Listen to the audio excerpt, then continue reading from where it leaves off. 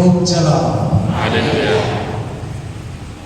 પરમેશ્વર પિતાનો ખૂબ જ આભાર માનું છું કે ગયા રવિવારથી લઈને અત્યાર સુધી મને આ મુક્તિપુર આવવાનું મળ્યું, આટલું સુંદર ગામ જોવાનું મળ્યું. એટલું જ નહીં પણ બધા તમારા બધાની સાથે જાણે કે એક સંબંધથી બંધાઈ ગયો અને એ પ્રભુ ઈસુ ખ્રિસ્તમાં આપણે ભાઈઓ બહેનો છીએ અને એકબીજાની નજીક આવ્યા. જે લોકોએ અમને બહુ પ્રેમથી જમાડ્યા એ બધાનો આભાર માનીએ છીએ.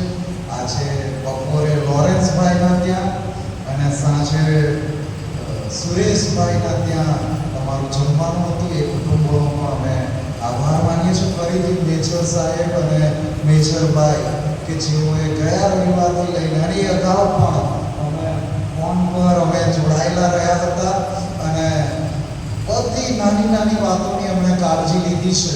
માટે એમનો હૃદયના ઊંડાણથી હું આભાર માનું છું. અને એ જ રીતે એડિસનભાઈ કે જેઓ અમને રોજ અહીં લઈ આવ્યા અને આજે અમે આખો દિવસ આ ગામમાં રોકાયા અને બપોરે અમારા આરામની વ્યવસ્થા પણ એડવીભાઈના ઘરે એમણે એમનું આખું ઘર અમને સોંપી દીધું. એના માટે એમનો પણ અમે હૃદયના ઊંડાણથી આભાર માનીએ છીએ. ઘણા બધા કુટુંબોની મુલાકાત લેવાય પણ બધાના કુટુંબોની મુલાકાત લેવી એ લગભગ અશક્ય છે, કેમ કે આખું ગામ ખ્રિસ્તી છે, ક્યાં ક્યાં પહોંચી વળીએ. અને એટલે પણ તમારા બધાના પ્રેમના માટે અમે તમારો ખૂબ જ આભાર માનીએ છીએ અને પરમેશ્વર પિતાનો અમે બહુ જ આભાર માનીએ છીએ કે અમને આવી ઉત્તમ તક મળી કે જેમ કહેવામાં આવ્યું સવારની વચન સેવામાં કે આ ઐતિહાસિક એવું કામ અને એમાં એક આખું અઠવાડિયું રોજ આવીને તમારી સાથે જોડાવાનું, વચન શેર કરવામાં લાભો પ્રાપ્ત થયો. માટે મેજર સાહેબ અને ખાસ જે કમિટી છે અહીંયા જે બધું હેન્ડલિંગ કરે છે, જેઓએ મારું નામ સજેસ્ટ કર્યું, એ બધાનો હું હૃદયના ઊંડાણથી આભાર માનું છું. અને આવો આપણે વચનમાં જઈએ પહેલા પ્રાર્થના કરીએ. સર્વશક્તિમાન પરમેશ્વર પિતા, તમારો ખૂબ જ આભાર માનીએ છીએ કે તમે અમને પ્રભુ આ મુક્તિપુરમાં લઈ આવ્યા. આ ગામ વિશે જાણ્યું એટલું જ નહીં પણ આ ગામની મહેમાનગતિ, એમની હોસ્પિટાલિટી અમે માની છે. અમે તમારો પ્રેમ અહીં જોઈ શક્યા છે. માટે અમે તમારો ખૂબ જ આભાર માનીએ છીએ, તમારી સ્તુતિ કરીએ છીએ. અને પવિત્ર પ્રભુ અત્યારે આ ગામના તમામ લોકોના માટે મારી પ્રાર્થના છે, બધાને આશીર્વાદ આપો, બધાને સુરક્ષિત સલામત રાખો. અને ખાસ વિનંતી કરું છું જેઓ બીમાર છે એ બધાને સાજાપણું આપો. અને પવિત્ર પ્રભુજી જે કોઈ પણ પ્રકારની સમસ્યામાં ફસાયેલા છે, જો કોઈ એકલવાયુ જીવન જીવી રહ્યા છે, કોઈ હતાશ છે, નિરાશ છે, દુઃખી છે, કોઈ વ્યસનોમાં ગરકાવ છે, પ્રભુ અમારી પ્રાર્થના છે આ બધાનો પ્રભુ ઈસુ ખ્રિસ્તમાં છુટકારો થાય અને પ્રભુ ઈસુ ખ્રિસ્તમાં ભરપૂર જીવન પ્રાપ્ત કરે એવી કૃપા થવા દો. જુવાનો માટે અમે તમારો આભાર માનીએ છીએ અને જુવાનો તમારામાં બહુ જ આશીર્વાદિત થાય. પ્રભુ સારી કારકિર્દી પ્રાપ્ત કરે અને સારા પાત્રો પ્રાપ્ત કરે અને કૌટુંબિક જીવનનો પણ આશીર્વાદ માણે એવી અમે ખાસ વિનંતી કરીશું. બાળકોને તમારા તરફથી જ્ઞાન બુદ્ધિ આપો અને વડીલોની સાથે પાસે રહો અને બધા ગામવાસીઓને પ્રભુ ઈસુ ખ્રિસ્ત પરના વિશ્વાસમાં તમે અગ્રેસર રાખો. અત્યારે પણ પ્રભુ તમે તમારા વચનોથી અમારા બધાની સાથે વાત અને વ્યવહાર કરો. પ્રભુ ઈસુ ખ્રિસ્તની મારફતે માંગીએ છીએ. આમેન.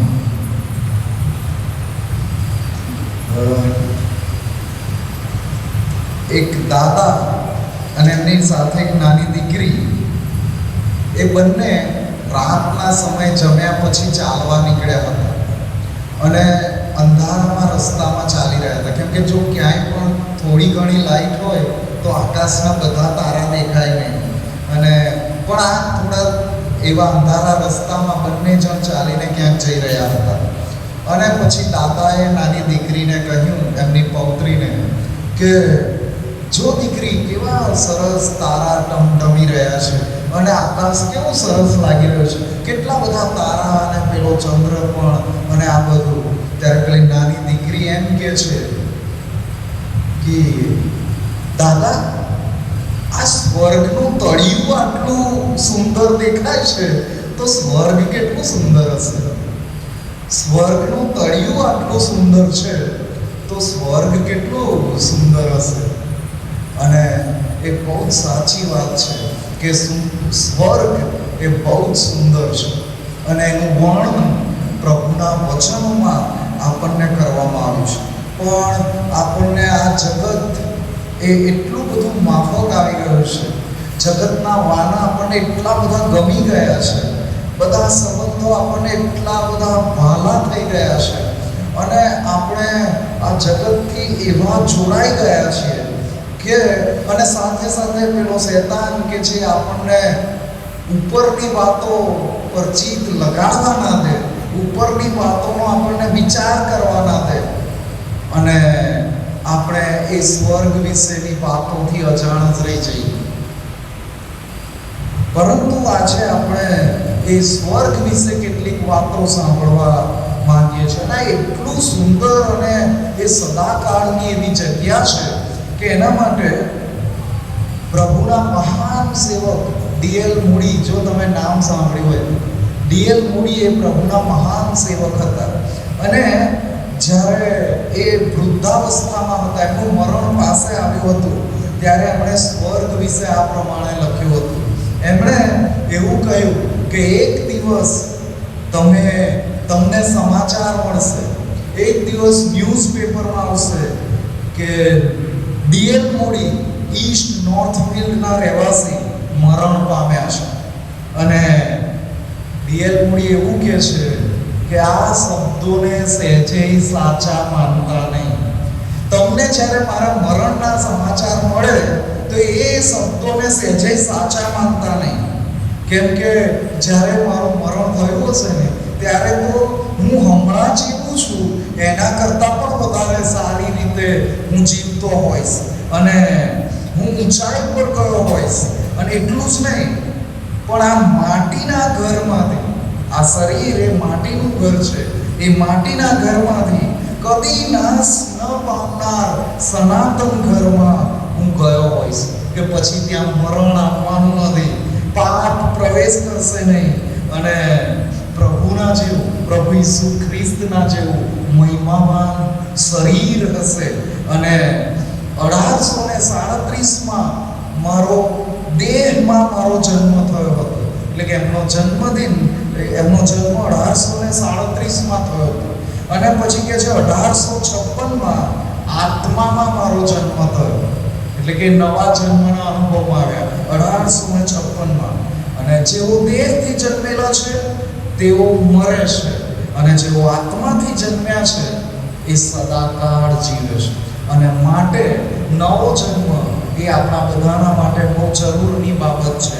અને માટે આજે જ્યારે આપણે જે શાસ્ત્ર પાઠ વાંચો ત્યાં એવું લખવામાં આવ્યું છે, નવું આકાશ, નવી પૃથ્વી, નવું નગર યરુશાલેમ આકાશમાંથી ઉતરતું જોયું. અને ત્યાં એ જે વર્ણન કરવામાં આવ્યું છે સ્વર્ગ વિશેનું વર્ણન છે. અને આપણે આ પરમેશ્વરનું રાજ્ય છે, જેના માટે પરમેશ્વરનું રાજ્ય, આકાશનું રાજ્ય અને ત્રીજો શબ્દ છે સ્વર્ગનું રાજ્ય.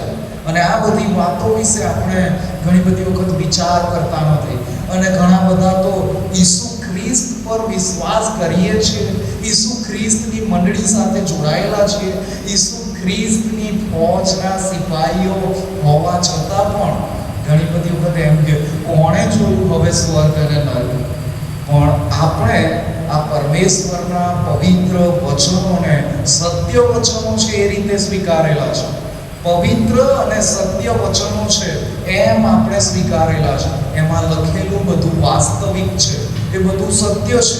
અને ભવિષ્યની જે બધી વાતો લખવામાં આવી છે એમાંની લગભગ 90% પૂરી થઈ ગઈ છે. અને એ રીતે આ વચનો સત્ય સાબિત થયા છે. માનવ ઇતિહાસમાં જો બધી ઘટનાઓ જોવામાં આવે તો આપણને માલુમ પડશે કે ભવિષ્ય વિશે પણ જે બધું કહેવામાં આવ્યું હતું એ બધું પૂરું થયું છે અને પૂરું થઈ રહ્યું છે. અને એટલે એવું માનવાને કોઈ કારણ નથી કે આ વચનમાં તો લખેલું હોય, પરંતુ આપણે આજના શાસ્ત્ર પાઠમાં એટલે કે પ્રકટીકરણ 21મા અધ્યાયમાં 1 થી 3 કલમમાં આપણે જોઈએ છે કે એ વાસ્તવિક સ્થળ છે એ વાસ્તવિક સ્થળ છે. સ્વર્ગ એ વાસ્તવિક સ્થળ છે, હકીકતનું સ્થળ છે. અને એ જે આકાશની વાત કરવામાં આવી છે કે નવું આકાશ, નવી પૃથ્વી, પણ બાઇબલમાં એ 3 આકાશની વાત લખવામાં આવેલી છે. 3 આકાશ.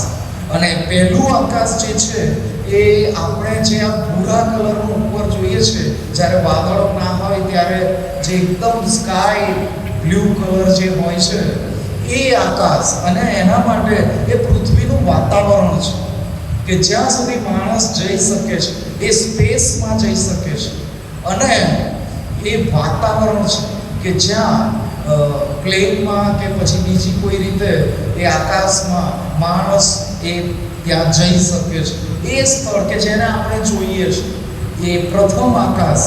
અને બીજું જે આકાશ છે એમાં સૂર્ય, ચંદ્ર અને તારા આવેલા છે.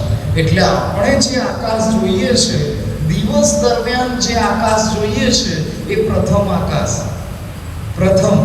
અને રાત્રે જે આકાશ આપણા જોવામાં આવે છે, સૂર્ય, દિવસે સૂર્ય પણ રાત્રે ચંદ્ર અને તારા, એ બીજું આકાશ છે.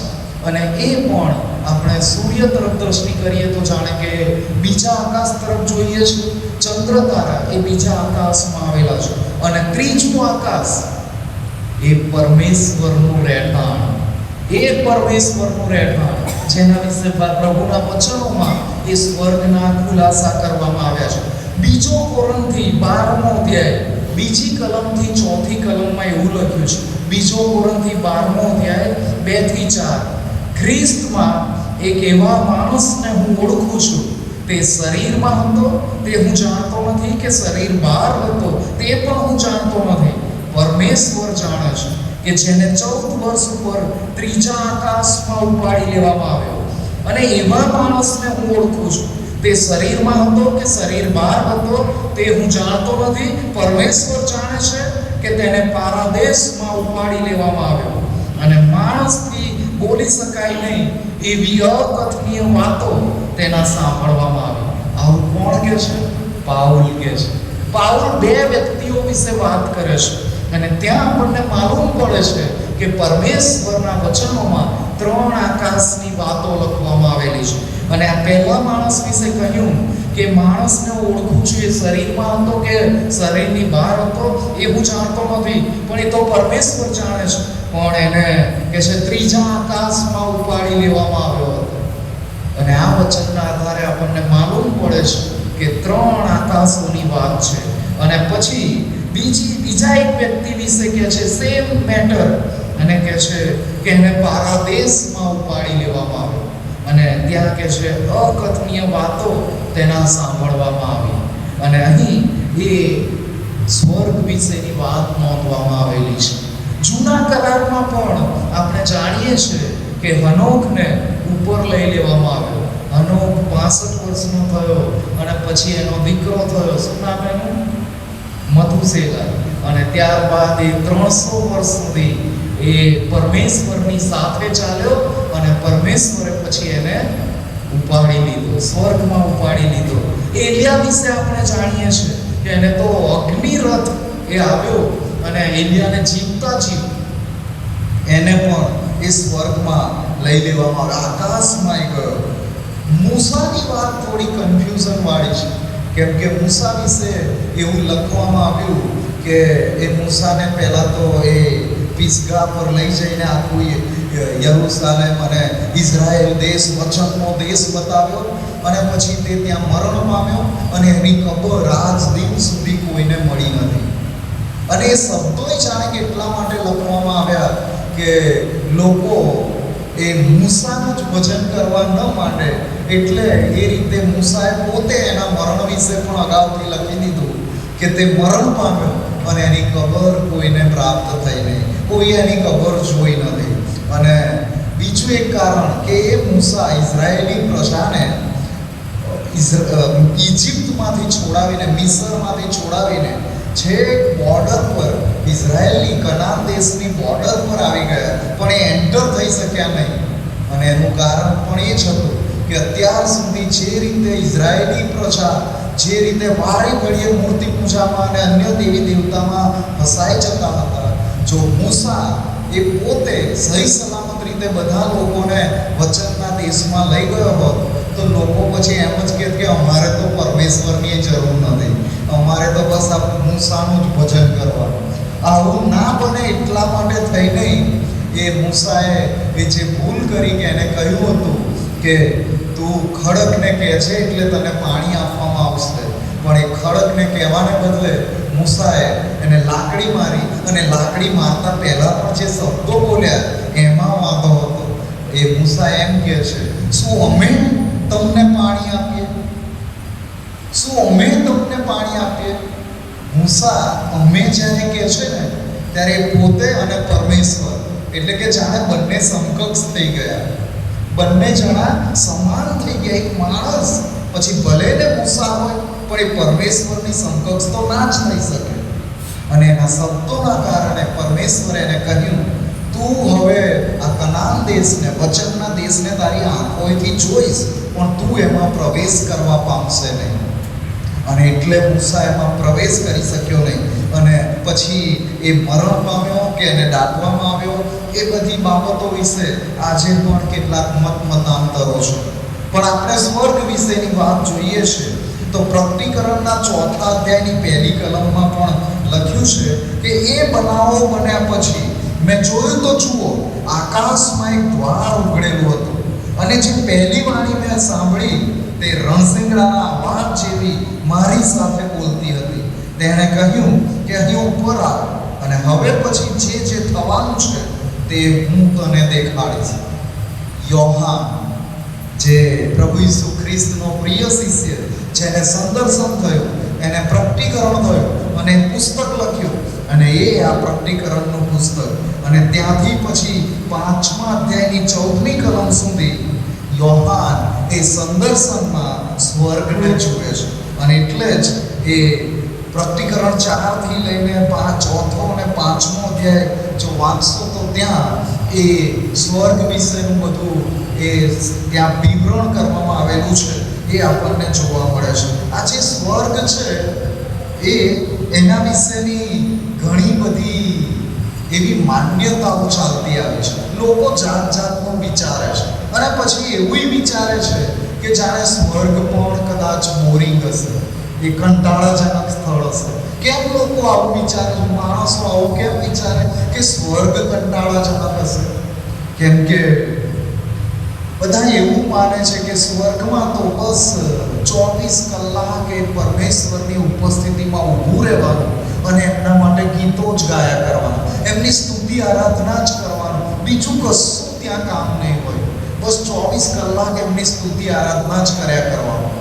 તો કોઈ પણ કામ, કોઈ પણ વ્યક્તિ જો એક ધાર્યું કર્યા કરે તો એક પોઈન્ટ તો એવો આવે કે જ્યાં એને એ કામથી કંટાળો આવી જાય, એવા કામથી કંટાળો આવી જાય, અને પછી આ તો કે છે 24 કલાક બસ સ્તુતિ આરાધના જ કર્યા કરવાની છે. તો પછી એ સ્વર્ગ ન કહેવાય. કેમ કે સ્તુતિ આરાધનાનો એક આનંદ હોય છે, પણ જ્યારે કન્ટિન્યુ એ બને છે ત્યારે કદાચ કંટાળાજનક પણ બની જાય. અને માટે ઘણા બધા એવું કહે છે, પણ પ્રભુના સેવક માર્ટિન લ્યુથર એવું કહે છે, કેમ કે આવી જ કંઈક ચર્ચામાં લોકો વાત કરતા હતા કે સ્વર્ગમાં તો શું મજા આવે, બસ ગીતો ગાયા કરવાના અને બસ પ્રભુનું ભજન કર્યા કરવાનું, બીજું કશું ના હોય, અને એ તો પછી બોરિંગ સ્થળ હશે. પણ માર્ટિન લ્યુથર એવું કહે છે કે જો સ્વર્ગમાં હસવાની મનાઈ હોય તો મારે એવા સ્વર્ગમાં જવું નથી. સ્વર્ગમાં હસવાની મનાઈ હોય તો એવા સ્વર્ગમાં મારે જવું નથી. અને આ માર્ટિન લ્યુથર કે જેમણે વચનો બહુ ખંતથી અભ્યાસ કર્યો, બહુ ઝીણવટપૂર્વક અભ્યાસ કર્યો, અને એમણે 95 એવી બાબતો શોધી નાખી હતી કે જે કેથોલિક ચર્ચમાં ચાલતી હતી. એટલે એમણે બીજા બધા વચનોને બહુ સારી પેઠે સમજ્યા હતા, અને વચનોને છેલ્લે સુધી વળગી રહ્યા હતા.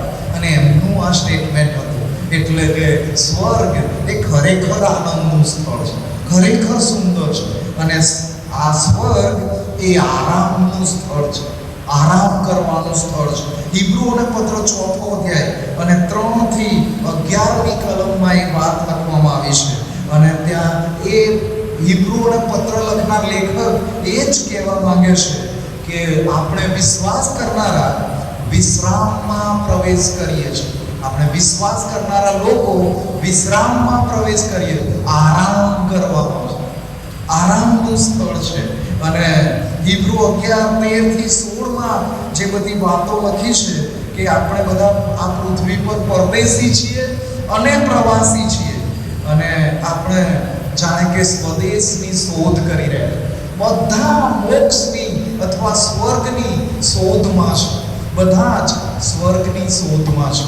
પણ આપણે હવે જાણી ચૂક્યા છે કે પ્રભુ ઈસુ ખ્રિસ્ત પુનરુત્થાન પામ્યા છે, અને હવે એ જ માર્ગ, એ જ સત્ય અને એ જ સ્વર્ગનું જીવન છે. એ જ સ્વર્ગનું જીવન છે, એ જ અનંતકાલિક જીવન છે. અને એ પ્રભુ ઈસુ ખ્રિસ્ત દ્વારા આપણે સ્વર્ગમાં પહોંચી શકીએ છીએ. અને આપણે બધા એક સારા દેશની અપેક્ષા રાખીએ છીએ, જ્યાં સુખ ચેન હોય, જ્યાં શાંતિ હોય, અને જ્યાં કોઈ પણ પ્રકારનું દુઃખ ના હોય, પીડા ના હોય, અને આંસુ ના હોય, કોઈને કશી ચિંતા ના હોય. એવા સ્થળનું આપણે ઈચ્છા રાખીએ છીએ. અને યોહાનને એ જ સંદર્શન થયું જે પ્રકટીકરણ 21માં આજના શાસ્ત્ર પાઠમાં લખવામાં આવ્યું કે દેવ પોતે એ માણસોની સાથે એ રહેશે. અને પરમેશ્વર પોતે કહે છે, હું દરેકના આંસુને લૂછી નાખીશ, મરણ ફરીથી થનાર નથી, શોક કે રુદન ત્યાં નથી. અને એવા સ્થળમાં પ્રભુ એ સ્થળ આપણા માટે જાણે કે અત્યારે પ્રભુ ઈસુ ખ્રિસ્ત તૈયાર કરી રહ્યા છે. ગીત શાસ્ત્ર 11 અને 4 કલમમાં લખ્યું છે, યહોવા પોતાના પવિત્ર સ્થાનમાં છે, યહોવાનું રાજ્યાસન આકાશમાં છે. અને એ પોતાના પવિત્ર સ્થાનમાં છે, અને ત્યાં જ આપણા બધા માટે જગ્યા તૈયાર થઈ રહી છે, ત્યાં રહેવા માટેની વ્યવસ્થા થઈ રહી છે. જે યોહાન 14 અને 1 થી 3 વચનોમાં આપણને કહેવામાં આવ્યું છે, હું તમારે માટે જગ્યા તૈયાર કરવાને માટે જાઉં છું. અને આ સ્વર્ગ એ આરામનું સ્થળ તો છે, પણ સાથે સાથે સ્વર્ગ મહિમાવંત સ્થળ છે. એની સુંદરતા વિશે 1 કોરિન્થી 2 અધ્યાય ને 9મી કલમમાં લખ્યું છે. 1 કોરિન્થી 2 અધ્યાય 9મી કલમ, જે વાના આંખે જોયા નથી અને કાને સાંભળ્યા નથી, અને જેઓ માણસના મનમાં બેઠા નથી, જે વાના દેવે પોતાના પર પ્રેમ કરનારાઓને સારું સિદ્ધ કર્યા છે. આ પાઉલના શબ્દો છે, એ ભવિષ્યમાં પ્રાપ્ત થનારા વાના વિશેની વાત છે કે જ્યાં સુખ જશે, જ્યાં આનંદ જશે. અને એ વાના બધા સુખદાયક વાના છે, આપણા મને કલ્પ્યા નથી અને કદી આપણે આપણા કાનોએ સાંભળ્યા નથી. અને એટલે જ આ વચન આપણને આજે આહવાન આપે છે કે ઉપરની વાતો પર ચિત્ત લગાડીએ અને સ્વર્ગ વિશે પણ વિચાર કરીએ.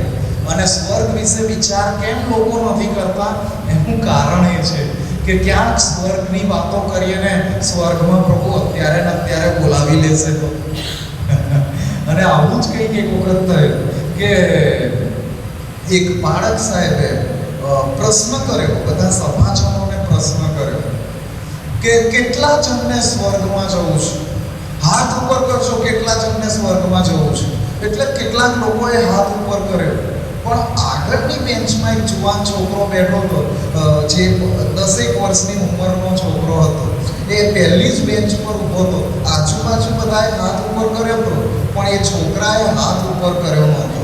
એટલે પછી બાળક સાહેબે છોકરાને પૂછ્યું કે ભાઈ તે કેમ હાથ ઉપર ના કર્યો, તારે સ્વર્ગમાં નથી જવું?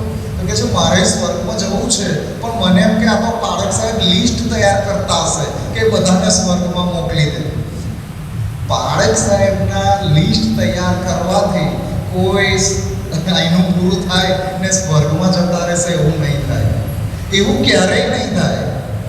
પણ આ નાનું બાળક આવી રીતે વિચારે છે, પણ હકીકત તો એવી છે, મોટાએ આ રીતે જ વિચારે છે કે આ સ્વર્ગની વાત કરીએ ને કંઈક સ્વર્ગથી તેડું આવી ગયું તો. કેમ કે આપણે ત્યાં જવા માટે હજી સુધી તૈયાર નથી થયા, ત્યાં ત્યાં જવા માટે હજી વિચાર સુદ્ધા આપણે કર્યો નથી, પણ એ બહુ ગજબનું સ્થળ છે.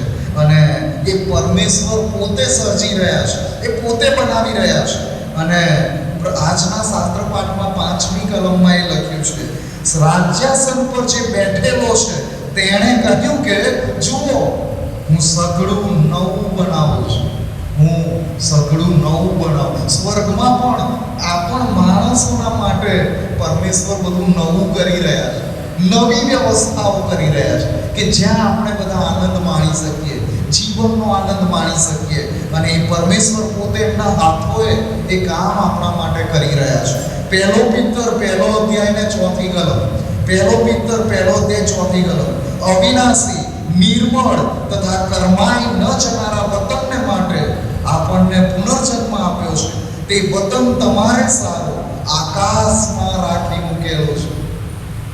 અવિનાશી એટલે કદી નાશ ન પામે એવું, નિર્મળ એટલે કે શુદ્ધ, અને કરમાઈ ન જનારા વતનને એટલે કે જે વતનનો કદી પછી નાશ જ નથી થવાનો એવા વતનને માટે આપણને પુનર્જન્મ આપ્યો છે.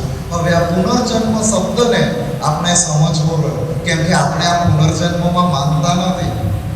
પણ અહીંયા જ્યારે બાઇબલમાં જે પુનર્જન્મ શબ્દ આવ્યો એનો અર્થ એ કે આપણું જૂનું માણસપણું એ ઉતારી મૂકવું અને નવા માણસપણું ધારણ કરીને નવું જીવન આગળ ધપાવવું, એનું નામ પુનર્જન્મ.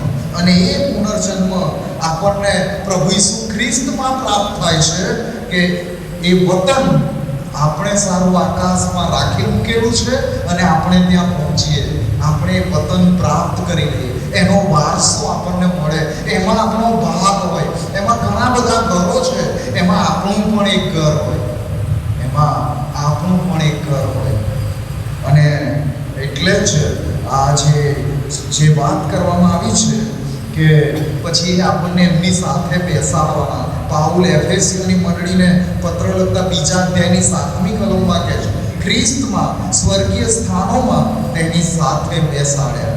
જે પ્રભુ ઈસુ ખ્રિસ્ત પર વિશ્વાસ કરે છે એમને. અને એટલે જ એક વખત એક વાત જ્યારે મેં વાંચી કોઈક જગ્યા પર અને પછી મેં આ સ્વર્ગ વિશે એની સાથે કનેક્ટ કરી, તો એક કોન્ટ્રાક્ટર છે કે જે પોતે કોન્ટ્રાક્ટર છે, એ પોતે આર્કિટેક્ટ છે, એ પોતે ડિઝાઇનર છે, એ પોતે બધું લેબર વર્ક એ પોતે કરે છે, એવો ગજબનો એક માણસ છે. અને એ બધા ઘરો તૈયાર કરી રહ્યા છે, એ ઘરો તૈયાર કરી રહ્યો છે. અને એ પછી બધાને આહ્વાન પણ આપે છે કે નવી સ્કીમ ચાલુ કરવામાં આવી છે, નવી સોસાયટી બની રહી છે, નવા ઘરો બની રહ્યા છે, અને શું તમારે એમાંથી એક ઘર ખરીદવું છે? પછી એ ઘરોની ખાસિયત જણાવે છે. એ ઘરો એવા છે કે જેમાં કદી કોઈને ગરમી લાગશે નહીં, ત્યાં પંખા હશે નહીં, ત્યાં એસી હશે નહીં, ત્યાં કદી કોઈને ઠંડી લાગશે નહીં. વચ્ચે હું તો રસ્તા પરથી ગાડીમાં જઈ રહ્યા હતા અને મોટું બેનર મારેલું હતું કે ઘરને 5 ડિગ્રી સેલ્સિયસ જેટલું ઠંડુ રાખે. સિમેન્ટની જાહેરાત હતી કે ઘરને 5 ડિગ્રી સેલ્સિયસ જેટલું ઠંડુ રાખે. એટલે પહેલા તો મારી સમજવામાં જ ભૂલ થઈ ગઈ, યાર આવો કેવો સિમેન્ટ બનાવ્યો છે કે ઘરનું તાપમાન 5 ડિગ્રી સેલ્સિયસ રહે. પણ થોડી વાર પછી લાઈટ થઈ કે ટોટલ જો 50 ડિગ્રી ટેમ્પરેચર હોય તો આ સિમેન્ટ વાપરશો તો 45 ડિગ્રી જેટલો જ અનુભવ થશે. આ જાહેરાતો બનાવનારા બહુ ઇન્ટેલિજન્ટ હોય છે અને જાતની એવી છેતરામણી કેચી લાઈન મૂકે ને કે આપણને વિચારવા પર મજબૂર કરી દે. એટલે હું તો વિચારવા પડે તો એ ઘરમાં કેટલી ઠંડી લાગે ને. આ એસી 24 પર રાખ્યું હોય તો એ ઠરી જવાય. તમે 5 ડિગ્રી ટેમ્પરેચર હોય તો શું થાય? અરે બધાના હાજા ગગડી જાય. પણ જાહેરાતો બનાવનારને શું છે તો એમનું લોકો વિચારવા પર મજબૂર થાય એવી બધી વાતો લખે. પણ જે આ કોન્ટ્રાક્ટર એવું કહે છે કે તમારે એમાં એસી ફિટ કરવાની જરૂર નથી, એમાં પંખા લગાવવાની જરૂર નથી, ક્યારેય ઠંડીએ લાગશે નહીં, ગરમીએ લાગશે નહીં, ક્યારેય એ ઘરમાં કદી પૂરનું પાણી પણ ભરાઈ નહીં જાય. અને એનાથી વધારે મહત્વની વાત કે એ ઘરમાં કીડા મંકોડા કે કોઈ પણ પ્રકારની જીવાત નહીં હોય, એ ઘરમાં કોઈ પણ પ્રકારનો વાયરસ ઘૂસી શકશે નહીં, એ ઘરમાં કોઈ પણ પ્રકારની માંદગી ઘૂસી શકશે નહીં, એ ઘરમાં મરણની પણ મજાલ છે કે એ ઘરમાં એ ઘૂસી જાય, મરણ પણ એ ઘરમાં ઘૂસી શકશે નહીં. શું પૃથ્વી પર આવું કોઈ ઘર આપણને મળે? ગમે તેટલો ખર્ચો કરી નાખો, લાખો કે કરોડો રૂપિયા ખર્ચી નાખો, પણ આવું ઘર આપણને પૃથ્વી પર મળે? આવા ઘર આપણા માટે સ્વર્ગમાં તૈયાર થઈ રહ્યા છે. અને એ કોન્ટ્રાક્ટર અને એ આર્કિટેક્ટ એ બીજું કોઈ નહીં પણ પ્રભુ ઈસુ ખ્રિસ્ત પોતે એ એવા ઘર બનાવી રહ્યા છે કે જેમાં આહલાદક વાતાવરણ હશે. બીમારી તો શું, કંટાળોય નહીં આવે, આળસ પણ નહીં આવે, અને ઊંઘ પણ જેટલી જરૂરની છે એટલી જ એનાથી વધારે ઊંઘ પણ નહીં. અને જ્યારે જુઓ ત્યારે તરોતાજા. અત્યારે તો હું જાણું છું કે આજે અત્યારે આખો દિવસ બધાએ આનંદ કર્યો છે, આજે તહેવાર મનાવ્યો છે, એટલે જ થોડી સંખ્યામાં કમી ઘટી આવી ગઈ, અને જે બેઠા છે તેઓમાં પણ થોડો થાક તો જોઈ શકાય છે. પણ ત્યાં સ્વર્ગમાં કોઈને થાકે નહીં લાગે, સહેજે કોઈને કશું કદી થાક નહીં લાગે, અને કોઈ પણ જાતની તકલીફ ત્યાં થવાની નથી. અને બાઇબલમાં તો એ કેટલું મોટું હશે એનું માપે આપી દીધું છે, બોલો. અને પ્રકટીકરણ 21 આજે શાસ્ત્રપાઠ વાંચે એમાં જો આગળ વધીએ તો 15મી કલમથી 17મી કલમમાં એની માપ, એની સાઈઝ વિશે પણ લખવામાં આવ્યું છે.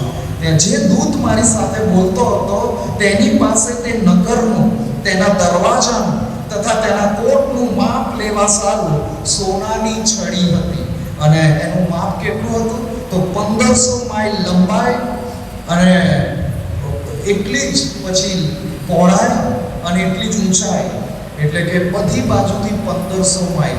અને આ 1500 માઇલ એટલે લગભગ 2400 કિલોમીટર નું અંતર થાય, 2400 ની આસપાસનું અંતર થાય. અને એટલું લાંબુ, એટલું પહોળું અને એટલું જ ઊંચું, એવી રીતે એ સ્વર્ગ વિશેની વાત કરવામાં આવી છે. એટલે અત્યારે આ જે પૃથ્વી છે એના ઘેરાવા વિશે તો એક્ઝેક્ટલી મને કશી ખબર નથી, પણ ઊંચાઈ એની જે છે, આકાશ, જે સ્પેસ છે, જે અવકાશ છે, કે જ્યાં માણસ કોઈક રીતે શ્વાસ લઈ શકે અથવા તો પ્લેન ઉડી રહ્યા છે, એ ઘણી બધી વખત એનું જે ડિસ્ટન્સ છે એ 30,000 મીટર અથવા 35,000 મીટર એવી રીતે એ માપવામાં આવતું હોય છે. અને એટલી ઊંચાઈ પર લોકો જઈ શકતા હોય છે. પણ એ સ્વર્ગ એ 1500 માઇલની જ માઇલની એની ઊંચાઈ પણ હશે. અને કોટનું માપ પણ આપી દેવામાં આવે છે. કોટ એ 216 ફૂટ ઊંચો, એટલે કે 144 હાથ એ ઊંચો હશે. અને જે કોટનું જે ચણતર કર્યું છે એ બહુ જ કિંમતી અને મૂલ્યવાન પથ્થરમાંથી કરવામાં આવે છે. યાસ્પીસ, કે જે આપણે ખરીદવાની પણ કલ્પના કરી ના શકીએ. પણ એની તો એક કમ્પાઉન્ડ વોલ બનાવવાના છે, કમ્પાઉન્ડ વોલ. અને આખું નગર એ ચોખ્ખા સોનાનું. આપણા ચર્ચ કમ્પાઉન્ડમાં અહીં બ્લોક નાખવામાં આવ્યા છે, પણ ત્યાં સ્વર્ગમાં તો ચોખ્ખા સોના, કે એમાં આપણું પ્રતિબિંબ દેખાય એટલા ચોખ્ખા સોનાના રસ્તાઓ છે. અને એટલે જ એક વખત એવું થયું કે એક માણસ મરણ પથારીએ હતો, અને એને પાછું એવું થયું કે ઓ પ્રભુ, મારી એક જ વિનંતી માન્ય રાખો, મારી એક વિનંતી માન્ય રાખો કે મારે સ્વર્ગમાં કશું તો લઈને આવવું છે, મારે સ્વર્ગમાં અહીં પૃથ્વી પરથી કંઈક લઈ જવું છે. અને પછી એ તો એ રીતે એવી પ્રાર્થના સાથે એને કહ્યું કે સારું, ચાલ તને એટલું અલાઉ કરીએ છે, તું શું લઈને આવે છે જોઈ લઈએ. એટલે એણે તો બ્રીફકેસ તૈયાર કરી દીધી, સૂટકેસ. અને પછી એને જ્યારે મરણ પામ્યો ત્યારે સ્વર્ગના ગેટની આગળ ઊભો છે, પણ પિતરે જોયું તો એના હાથમાં સૂટકેસ છે. એના હાથમાં સુટકેસ હતી અને પિતર પછી કહે છે આવો તમારું નામ જીવનના પુસ્તકમાં છે એટલે તમારો આવકાર છે. અંદર જાય છે પણ પછી પિતરનું ધ્યાન જાય છે એટલે આના હાથમાં તો આ સુટકેસ છે. એટલે પિતર તરત જ કહે છે આ શું, આ સુટકેસ લઈને ક્યાં આવી ગયા? અહીંયા કશાની જરૂર નથી. અહીંયા પૃથ્વી પરથી તમે કશું લાવી ના શકો. આ શું લઈને આવી ગયા? કહે છે મેં સ્પેશિયલ પરમિશન લીધી છે, પ્રભુ ઈસુ ખ્રિસ્તની પરમિશન લીધી છે, એટલે આટલું તો મને અલાવ કરો જ. એટલે પછી સારું ચલો બતાવો તો ખરા શું લઈને આવ્યા છો પૃથ્વી પરથી. અને પછી જેવી સુટકેસ ખોલી તો પિત્તર તો જોરથી હસવા માંડ્યો. અંદર સોનાના 2 બિસ્કિટ હતા પણ પિત્તર એવું કહે છે અરે પૃથ્વી પરથી લાવીને તમે આ બ્લોક લઈને આવ્યા. સોનાના બિસ્કિટ, ત્યાં તો ચોખ્ખા સોનાના તો રસ્તા છે, તો પછી એ રસ્તામાં જ ક્યાંક ફિટ કરવામાં કામ આવે ને? એ કામ ના આવે, કેમ કે આ પૃથ્વી પરનું સોનું તો પાછું 22 કેરેટનું હોય, 24 કેરેટનું કહીને વેચી નાખે, એટલે શુદ્ધ ના હોય. અને પછી ત્યાં સ્વર્ગમાં એની કામે ના આવે. જો કે આ બધું બાબતોને સમજવા માટે કાલ્પનિક વાત હતી, પણ આખા સ્વર્ગમાં એ 1500 માઇલ લંબાઈ પહોળાઈ એ બધી જગ્યા એ ચોખ્ખા સોનાના રસ્તા અને એક કોટના પાયામાં દરેક પ્રકારના મૂલ્યવાન પાસા એટલે કે કિંમતી પથ્થર અને યાસ્પીસ, નીલમ, લીલમ, અકીક, લાલ, તૃણમણી, પીરોજ, પોખરાજ, લસણીઓ, સની, યાકુત, આવા નામ સાંભળ્યા છે. આ કિંમતીમાં કિંમતી પથ્થરો છે, જે સોના કરતાં પણ મોંઘા હોય એવા પથ્થરો છે. અને એનાથી એને બનાવવામાં આવેલું છે. ત્યાં સૂર્ય કે ચંદ્રની જરૂર નથી. સૂર્ય કે ચંદ્રની ત્યાં જરૂર નથી, કેમ કે પરમેશ્વરનો મહિમા જ એને પ્રકાશિત કરે છે. પરમેશ્વરમાંથી જે પ્રકાશ નીકળે છે એનાથી જ આખું સ્વર્ગ એ ઝળહળી ઉઠેલું છે. ત્યાં સૂર્યની જરૂર નથી અને ચંદ્રની પણ જરૂર નથી. અને મોતીના દરવાજાઓ છે, 12 દરવાજા છે અને મોતીના દરવાજા છે. આ બધું એ પ્રકટીકરણ 21મા અધ્યાયમાં લખવામાં આવેલું છે. અને એનું એવું મહિમાવંત કે આપણે મનુષ્ય ચાલ એને કદી કરી ના શકીએ, કદી એના વિશે કલ્પના ન કરી શકીએ એવું એનું એ રીતે એને બનાવવામાં આવેલું છે. ત્યાં પરમેશ્વરની હાજરી છે, પરમેશ્વરનો મંડપ માણસોની સાથે છે. એ આજના શાસ્ત્ર પાઠમાં લખ્યું છે. અને 22મા અધ્યાયની 3જી અને 4જી કલમમાં પરમેશ્વરનું તથા હલવાનું રાજ્યાસન ત્યાં હશે. એટલે કે પરમેશ્વરનું મુખ્ય રાજ્યાસન અને જમણે હાથે હલવાનનું એટલે કે પ્રભુ ઈસુ ખ્રિસ્તનું રાજ્યાસન.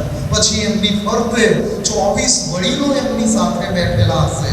અને ઘણી બધી વાતો પ્રકટીકરણના પુસ્તકમાં આપણને મળે છે. સ્વર્ગ એ સુરક્ષિત સ્થળ છે અને એ ત્યાં જવા માટે પ્રભુ ઈસુ ખ્રિસ્ત એકમાત્ર માર્ગ છે. અને એને પ્રવેશવા માટેની જે શરત છે, સ્વર્ગમાં પ્રવેશવાની શરત, નવો જન્મ. એ નવી જગ્યા છે, નવું નગર છે, એટલે ત્યાં નવા લોકો જ જઈ શકશે. જેમણે પ્રભુ ઈસુ ખ્રિસ્ત પર વિશ્વાસ કરીને પ્રભુ ઈસુ ખ્રિસ્તને જીવન સોંપી દીધું, નવી રીતે જીવન આગળ વધાર્યું, એ જ લોકો ત્યાં પહોંચી શકશે. ત્યાં સમુદ્ર છે જ નહીં. અને આ સમુદ્ર છે નહીં એટલે એનો અર્થ એ થયો કે કોઈ પણ ભાગલા નહીં. કેમ આખી દુનિયા અત્યારે વહેંચાયેલી છે? બધા દેશોમાં કેમ વહેંચાઈ ગઈ છે? સમુદ્રોના કારણે.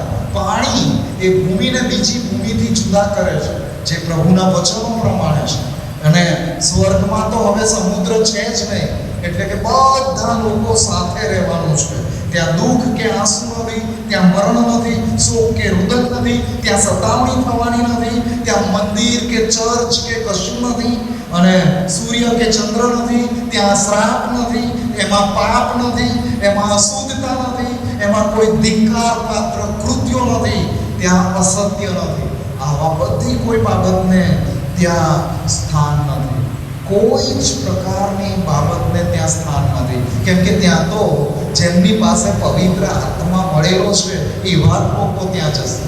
જેમનામાં કંઈ પણ નાનું પાપ રહ્યું હશે, માફી માંગ્યા વગર એ ત્યાં પ્રવેશી જ નહીં શકે.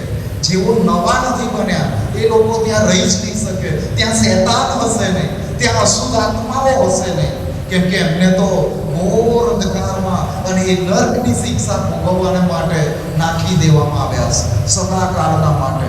અને એટલા જ માટે આ સ્વર્ગ માટે કેટલાક રસપ્રદ પ્રશ્નો છે. મારી પાસે રેન્ડી એલ્કન નામના એક મહાન લેખક છે, એમનું એક પુસ્તક છે. આ બાઇબલના સાઇઝનું છે, આટલું સારું પુસ્તક છે. પણ એ પુસ્તક જ્યારે રિલીઝ થયું ત્યારે આખા વર્લ્ડમાં એ ટોપ સેલર હતું. એટલે સૌથી વધુ વેચાયેલું, જો કે સૌથી વધુ વેચાયેલું અને વંચાયેલું પુસ્તક તો બાઇબલ છે, પણ આ બીજા બધા લેખકોના પુસ્તકો કે જે અમુક સમય માટે ટોપ પર રહે, તો આ હેવન નામનું પુસ્તક એ ટોપ સેલર પુસ્તક હતું. અને એ કોપી મારી પાસે છે. અને એમાં આ બાઇબલના વચનોના આધારે બધા પ્રશ્નો આપવામાં આવેલા, પ્રશ્નોના જવાબ આપવામાં આવેલા છે. એમાં જે પ્રશ્નોના જવાબ આપ્યા છે એમાં આપણને જે લાગુ પડે છે, આપણને જાણવાની જિજ્ઞાસા થાય, તો એમાં કે સ્વર્ગમાં હું છું તે જ રહીશ કે હું કંઈક જુદો હોઈશ, અલગ હોઈશ. તો આપણું શરીર એ રૂપાંતર પામેલું હશે, પણ આપણી આંખો પણ એટલી નિર્મળ હશે, કોઈ પણ પ્રકારનો પાપ કે ભૂંડો વિચાર કોઈના મનમાં નહીં હોય, અને સુંદર આંખો અને કોઈ પણ જાતની એ બુરાઈ કોઈનામાં જોઈ નહીં શકે. એટલે જે કોઈને જોશે એ બધું સુંદર જ લાગશે. જે કોઈ વ્યક્તિને જોશે એ વ્યક્તિ પણ સુંદર લાગશે. કોઈ વ્યક્તિ એને ખરાબ લાગશે નહીં, કોઈનામાં કશું ઓછું આવશે નહીં. જેને જોશે એને બધા જ સુંદર. ત્યાં કોઈ કદરૂપા નહીં હોય, ત્યાં કોઈ ગોરા કે કાળા એવા નહીં હોય, બધા સરખા. અને છતાંય બધાની વ્યક્તિગત રીતે પોતપોતાની ઓળખ એ પોતાની પાસે હશે. આજે આ સુંદરતા અને કદરૂપતા એ બધું માણસના મનના વિચારો છે. છેલ્લે અલ્ટિમેટલી તો પરમેશ્વરે સઘળાને બનાવ્યા, અને પરમેશ્વરે એમને જેવું યોગ્ય લાગ્યા એ રીતે બનાવ્યા છે. એમની શ્રેષ્ઠ કૃતિ તરીકે આપણને બધાને બનાવ્યા છે.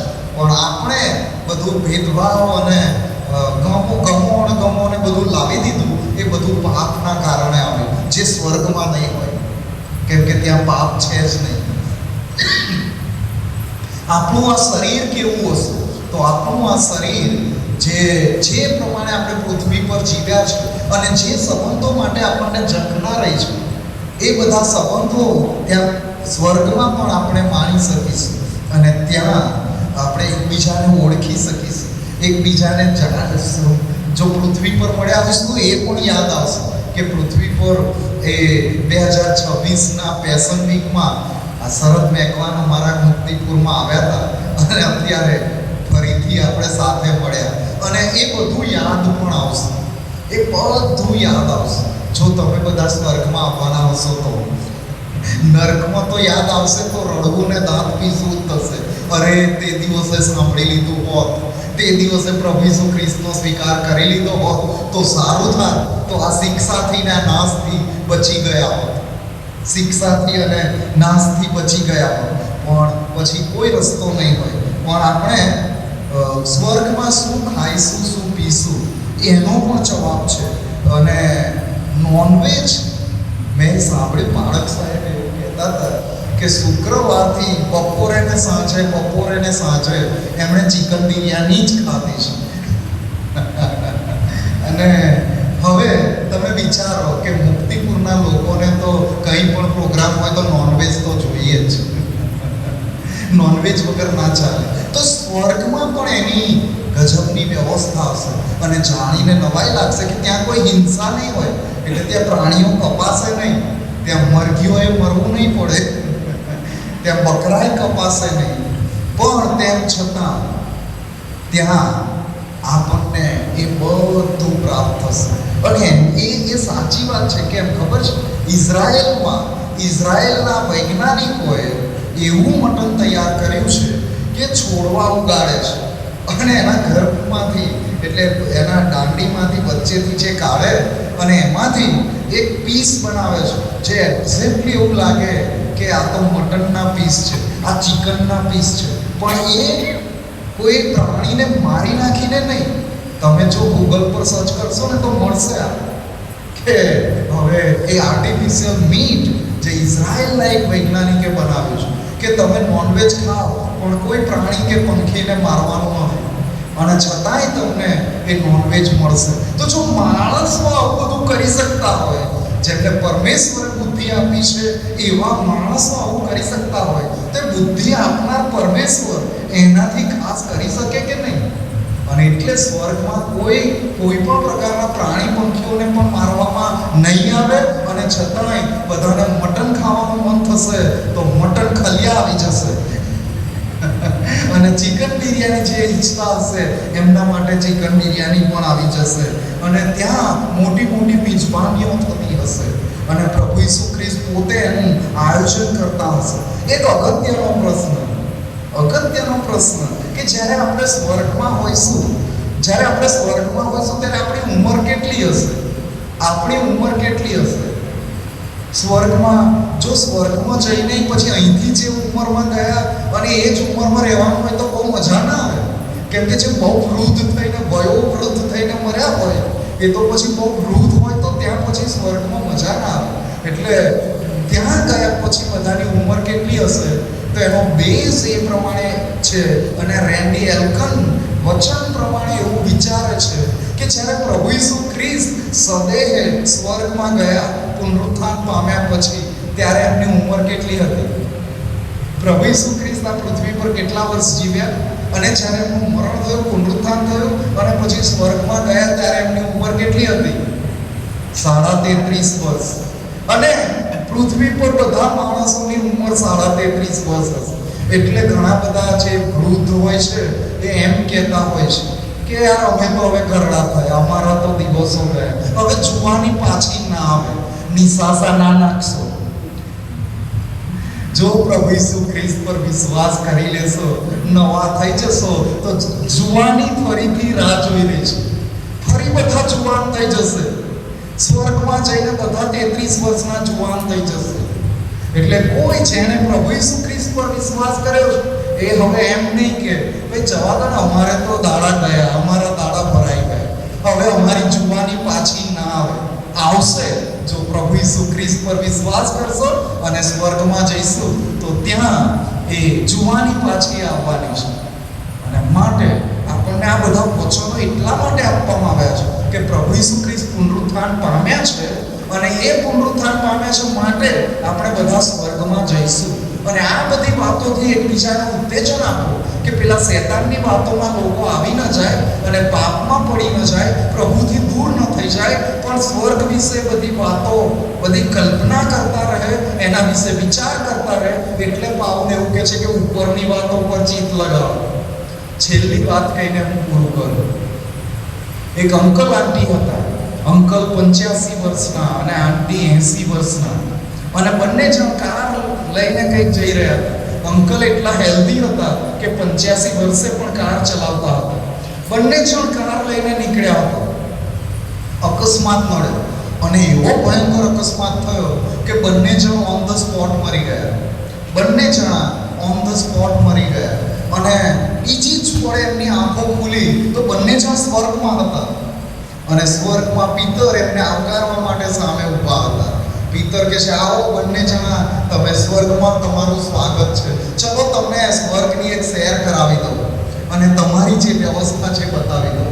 એટલે પિતર તો પછી અંકલ આંટી બંને જણને લઈને નીકળ્યા, અને પછી એ જતા હતા તો રસ્તામાં એમણે જોયું તો બહુ જબરજસ્ત સ્ટેડિયમ હતું, અને એમાં લોકો ક્રિકેટ રમી રહ્યા હતા. ક્રિકેટનું મેદાન, ત્યાં એ ક્રિકેટ રમી રહ્યા હતા. અને આ અંકલ આંટી ઇન્ડિયામાંથી હતા, અને આપણા ભારતીયોને તો ક્રિકેટ બહુ ગમે. એટલે અંકલ કહે છે, મારે ક્રિકેટ રમવું છે. પિતર, અહીંયા ક્રિકેટ રમવા માટે મારે કેટલું મહિનાના કેટલા ચૂકવવા પડશે? પિતર કહે છે, ભાઈ તમે સ્વર્ગમાં છો, અહીં તો બધું ફ્રી છે. તમને જ્યારે ક્રિકેટ રમવાની ઈચ્છા થાય અહીં આવી જજો. ક્યારેય ખેલાડીઓ ઓછા નહીં પડે. તમારે 11 જણ ફિલ્ડિંગ માટે જોઈએ છે તો એટલા મળી જ આવશે. તમારી ક્રિકેટ રમવાની ઈચ્છા પૂરી થઈ જશે, અને કશું ચૂકવવાનું નથી, બધું ફ્રીમાં છે. જ્યારે ઈચ્છો ત્યારે અહીંયા આવીને તમે રમી શકો છો. ત્યારબાદ પિતર એમને લઈને આગળ જતા હતા તો ગજબનું ડેકોરેશન થઈ રહ્યું હતું. અને બહુ મોટા પાયે ડેકોરેશન થઈ રહ્યું હતું અને ત્યાં બધા ફૂલ લગાવવામાં આવી રહ્યા હતા અને એ પણ પ્લાસ્ટિકના નહીં, આર્ટિફિશિયલ નહીં, રિયલ ફ્લાવર્સ. અને એનાથી સ્ટેજ સજાવવામાં આવી રહ્યું હતું, મોટી જગ્યા સજાવવામાં આવી રહી હતી. અને પછી આ અંકલે પિતરને પૂછ્યું, આ શું છે? આ સારી બધી તૈયારીઓ ચાલે છે. તો કહે છે કે જે આપણા પ્રભુ એ બહુ મોટી મિજબાની આપવાના છે, એની આ તૈયારી ચાલી રહી છે. જબરજસ્ત મોટી મિજબાની થવાની છે, અહીંયા મોટો પ્રસંગ થવાનો છે અને એની આ બધી તૈયારી ચાલે છે. પછી એ એમને બધા ઘર ને બધું બતાવતા ગયા. એમને જે રહેવાનું હતું એ ઘર પણ બતાવી દીધું અને પછી એમને કહ્યું, ચલો હવે તમને એક અગત્યની જગ્યા બતાવો. એટલે પછી એમને લઈને ગયા તો એક મોટા હોલમાં આખી દુનિયાભરનું ખોરાક, જાત જાતની વાનગીઓ, આખી દુનિયાની બધી વાનગીઓ ત્યાં પીરસેલી હતી અને મૂકેલી હતી. અને એ જોઈને પછી આ અંકલ આંટી તો જોઈને ખુશ થઈ ગયા કે અહીંયા બધું આટલું બધું સારું જમવાનું છે. અને પછી કે ફરી પાછા અંકલ પિતરને કહે છે, અહીંયા રોજ મારે જમવું હોય તો મારે કેટલા ચૂકવવાના? પિતર કહે છે, તમે ભૂલી જાઓ છો, તમે સ્વર્ગમાં છો, અહીંયા બધું તમારા માટે ફ્રી છે, ક્યાંય કશું ચૂકવવાનું નથી. એટલે પછી ફરી પાછું અંકલ પહેલાં તો ખુશ થઈ ગયા પણ તરત જ પાછા ઠંડા પડી ગયા અને ફરીથી મોં ઉતરી ગયું. એટલે પિતર કહે છે, અંકલ તમને ખબર નથી પડતી, તમે સ્વર્ગમાં છો, અહીંયા ઉદાસ નહીં થવાનું, અહીંયા દુઃખી નહીં થવાનું. હવે મને જણાવો કે તમે કેમ દુઃખી થઈ ગયા? કે છે આટલી જાતનું બધું જમવાનું છે પણ મને તો ડાયાબિટીસ છે, મને તો બીપી છે, એટલે જે આ ફરસાણ ને બધું મીઠા મસાલા વાળું છે એ બધું બીપી વધારી દેશે, મીઠું ખાઈશ તો સુગર વધારી દેશે, એટલે શું કરવાનું હોય? પિતર કે છે, તમે દુઃખી ના થાવ, તમે સ્વર્ગમાં છો, અહીંયા કોઈ ડાયાબિટીસ નહીં, અહીંયા કોઈ જ બીપી નહીં, કોઈ હાઈ બીપી નહીં, લો બીપી નહીં, કોઈ પણ પ્રકારની બીમારી નહીં, કોઈ એસિડિટી નહીં અને કોઈ પણ પ્રકારની માંદગી કે તકલીફ એવું કશું સ્વર્ગમાં નથી. અને હવે અંકલ તો બરાબરના બગડ્યા, બરાબર ગુસ્સે થઈ ગયા અને પછી આગા પાછા થવા માંડ્યા. અને પછી પિતર પાછા એમને ડિસ્ટર્બ થયેલા જોવે છે અને ફરી પાછા એમની સાથે પિતર વાત કરે છે કે પછી ફરી પાછું તમને શું થયું? આ સ્વર્ગમાં છે, આવું બિહેવિયર અહીં ના ચાલે, તમને શું તકલીફ છે? તમે કેમ આવા ગુસ્સે થઈ ગયા, કેમ વ્યાકુળ થઈ ગયા છો? આવું સ્વર્ગમાં આવું બધું ના ચાલે, તમે યાદ રાખો કે તમે સ્વર્ગમાં છો. પેલા અંકલ કહે છે, આ તારી આંટી રોજ મને 5-6 કિલોમીટર ચલાવતી હતી, આ ના ખાશો, તે ના ખાશો, એટલી બધી કાળજી રાખી. જો મેં મારું પૃથ્વી પરના જીવનમાં બસ આટલું બધું આ ના કર્યું હોત તો આટલી સારી જગ્યામાં 10-15 વર્ષ વહેલો આવી ગયો હોત. મોડો પડ્યો, 15 વર્ષ મોડો પડ્યો. અને ત્યાં તો કોઈ બીમારી નથી, ત્યાં કોઈ તકલીફ નથી અને આવું સુંદર સ્થળ છે અને માણસો સ્વર્ગ વિશે વિચારતા જ નથી, સ્વર્ગ વિશે વાત જ નથી કરતા. અને એટલે પ્રભુ પછી મને અહીંયા લઈને આવ્યા કે આ સ્વર્ગ વિશે કલ્પનાઓ કરીએ, સ્વર્ગ વિશે વિચાર કરીએ, કેમ કે આપણે જેની કલ્પના નથી કરી એવું અને એનાથી વિશેષ, એટલે કે જેની કલ્પના કરી હશે એનાથી વિશેષ પ્રભુ આપણને આપવા જઈ રહ્યા છે. અને આપણે પડ્યા છીએ મારી તારી કરવામાં. આપણે વાતો આપણી આજુબાજુની જ કરવી છે અને જે મહત્વની છે, જે આપણે પામવાના છીએ, જેના માટે આપણને તેડવામાં આવ્યા છે, જેના માટે આપણને પસંદ કરવામાં આવ્યા છે, એ સ્વર્ગની વાતો, એ ઉપરની વાતો વિશે આપણે કશું વિચાર કરતા નથી અને બસ આ પૃથ્વી પરની નાશવંત બાબતોમાં, નાશવંત વાનાઓમાં ફસાયા છે. આપણે બધા પૃથ્વી પરના નાશવંત વાનાઓમાં ફસાયા છે. અને આજે પ્રભુ ઈસુ ખ્રિસ્ત પવિત્ર આત્મા આપણને દંડોળે છે કે આ બધામાંથી બહાર આવી જઈએ, આમાં કશું નથી. આ પૃથ્વી પર જ્યાં સુધી પ્રભુ ઈસુ ખ્રિસ્ત આવી ન જાય ત્યાં સુધી બધું ચાલતું જ રહેવાનું છે. કોઈના વગર કશું અટકી જવાનું નથી. બધું ચાલતું રહેવાનું છે. પણ જો હું ઉપરની વાતો પર ચિત્ત નહીં લગાડું તો કદાચ હું ત્યાં નહીં પહોંચી શકું. જો હું પ્રભુ ઈસુ ખ્રિસ્ત પર વિશ્વાસ નહીં કરું, પ્રભુ ઈસુ ખ્રિસ્તને સોંપાઈ નહીં જાઉં, નવી રીતે જીવન ચાલુ નહીં કરું તો હું સ્વર્ગમાં નહીં જઈ શકું. આ વાતો વિશે વિચાર કરીએ અને એ પરમેશ્વરના વચનો સમજવાને અને એમાં જ વૃદ્ધિ પામવાને માટે આપણે સતત ને સતત મંડ્યા રહીએ. જેમ ગીતશાસ્ત્ર 1માં લખવામાં આવે છે કે તે રાત દિવસ તેના વચનોનું મનન કર્યા કરે છે. આ ખ્રિસ્તીઓએ કરવાનું છે અને આપણે એવી બધી બાબતોમાં જોડાયેલા રહીએ કે જેથી કરીને એ ગજબનો વારસો, એ સુંદર સ્વર્ગ કે જેની સરખામણી પૃથ્વી પરની કોઈ બાબત સાથે થઈ શકે એમ નથી, એ આપણે પ્રાપ્ત કરીએ. ત્યાં આપણા માટે જગ્યા તૈયાર થઈ રહી છે. પણ પ્રભુ ઈસુ ખ્રિસ્ત પોતે એમના હાથે આપણા માટે સુંદર રહેઠાણ બનાવી રહ્યા અને અહીંયા નાશવંત માનવોમાં ખોવાયા છે. એમાંથી બહાર આવી જઈએ, પ્રભુ ઈસુ ખ્રિસ્તને જીવન સોંપી દઈએ અને પ્રભુ ઈસુ ખ્રિસ્તમાં વૃદ્ધિ પામતા જઈએ. અને જુઓ, વિશ્વાસ એટલે જે માના મેં મારી આંખે જોયા નથી એની ખાતરી. એટલે હજી મેં મારી આંખોએ સ્વર્ગ જોયું નથી, પણ મારે વિશ્વાસથી એ સ્વીકારી લેવાનું. અને જો હું વિશ્વાસ રાખું છું તો હું સ્વર્ગમાં જઈશ. અને વિશ્વાસ કોના પર રાખવાનો છે? મારી જાત પર નહીં, પ્રભુ ઈસુ ખ્રિસ્ત પર, કે જે એકમાત્ર માર્ગ છે કે જે આપણને સ્વર્ગમાં લઈ જાય છે. મારી પરમેશ્વરને પ્રાર્થના છે મુક્તિપુરના તમામ લોકોને પ્રભુ ઈસુ ખ્રિસ્ત સ્વર્ગમાં લઈ જાય. પણ એના માટે આપણે તૈયારી કરવી પડશે. આપણે પ્રભુ ઈસુ ખ્રિસ્તની પાસે આવવું પડશે. પ્રભુ ઈસુ ખ્રિસ્તને હૃદયમાં સ્થાન આપવું પડશે, જીવનમાં સ્થાન આપવું પડશે. અને પ્રભુ આપ સૌના હૃદયમાં રહો, આપના જીવનોમાં રહો અને આપને સ્વર્ગના જીવનના માટે તૈયાર કરતા રહો. પ્રભુ આપ સર્વને આશીર્વાદ આપો. આમેન. ફરીથી આપ સર્વનો આભાર માનું છું અને મેજર સાહેબ, મેજરભાઈ, તેમનો પણ આભાર માનું છું. અને જુદી જુદી રીતે જેઓએ અમારા ઉપર પ્રેમ દર્શાવ્યો એ બધાનો અમે હૃદયના ઊંડાણથી